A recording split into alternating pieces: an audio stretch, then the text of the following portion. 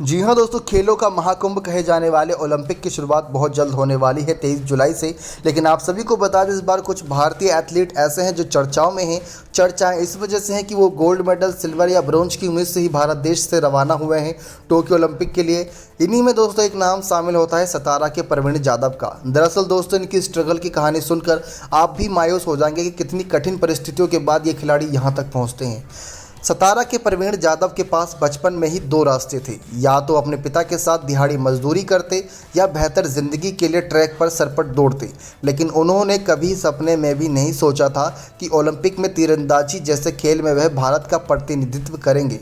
दरअसल दोस्तों, सतारा के सराडे गांव के इस लड़के का सफ़र स्ट्रगल से भरा रहा। वह अपने पिता के साथ मजदूरी पर जाने भी लगे थे, लेकिन फिर खेलों ने ज़्यादा परिवार की ज़िंदगी बदल दी। परिवार चलाने के लिए उनके पिता ने कहा कि स्कूल छोड़कर उन्हें मजदूरी करनी होगी। लेकिन दोस्तों, उस समय वह सिर्फ 7वीं क्लास में थे। ओलंपिक में तीरंदाजी जैसे खेल में भारत का प्रतिनिधित्व करने वाले जाधव ने कहा कि हमारी हालत बहुत ख़राब थी। मेरा परिवार पहले ही कह चुका था कि 7वीं क्लास के बाद स्कूल छोड़ना होगा ताकि पिता के साथ मजदूरी करें और घर वालों के लिए कुछ पैसा बटोर कर लाएं और आगे बढ़ें।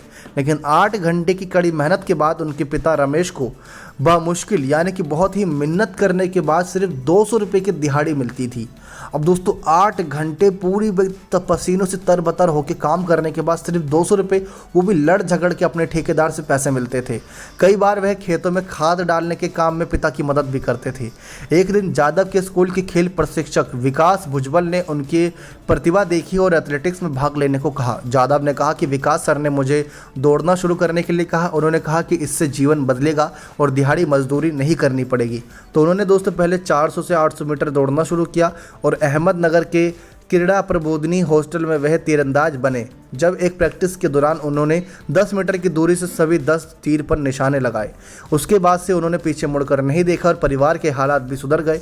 वह अमरावती के क्रीड़ा प्रबोधिनी गए और बाद में पुणे के सैन्य खेल संस्थान में दाखिल मिला। अब दोस्तों, ये स्ट्रगल कहानी हर किसी को मोटिवेट कर सकती है। आपके पास हमेशा 2 ऑप्शन होते हैं, आप क्या बनते हैं वो आप पर निर्भर करता है। नेक्स्ट 9 स्पोर्ट्स की रिपोर्ट।